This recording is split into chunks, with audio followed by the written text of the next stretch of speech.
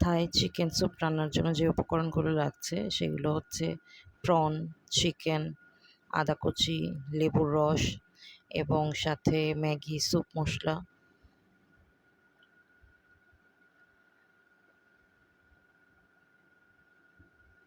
So এগুলো দিয়েই আজকে রান্নাগুলো হবে এবং সাথে থাকছে ধনেপাতা কুচি, যেহেতু থাই পাতা ইউজ করছি না তো সেহেতু ধনেপাতা কুচি, আর এটাতে আমি লেবুর রসটা চিপে নিয়েছি, তো এটারও একটা ফ্লেভার আসবে আর কি।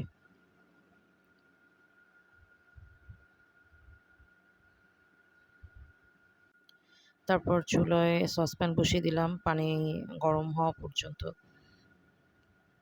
অপেক্ষা করব। দেন হচ্ছে চিকেন, তারপর প্রন এগুলো দিয়ে সিদ্ধ করে নেব।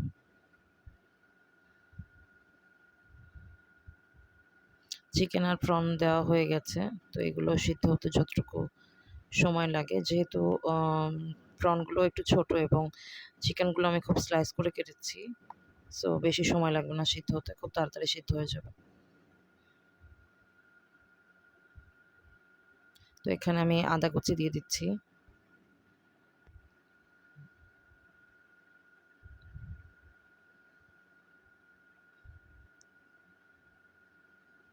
দেন আমি দিয়ে দিচ্ছি একটু লেবুর রস, এতে করে চিকেনের যে স্মেল বা প্রনের যে স্মেলটা থাকবে সেটা আর এখানে আসবে না।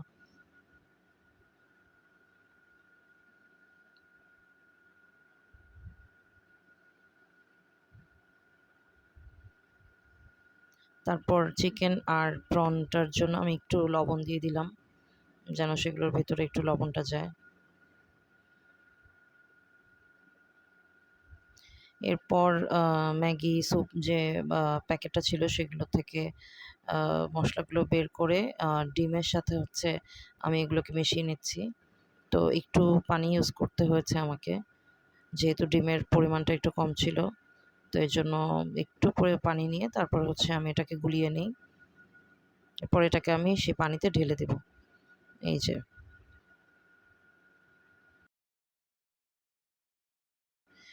তারপর এটা পানি যখন টেনে আসবে কিছুটা, তারপর আমি এটা নামিয়ে সার্ভ করব।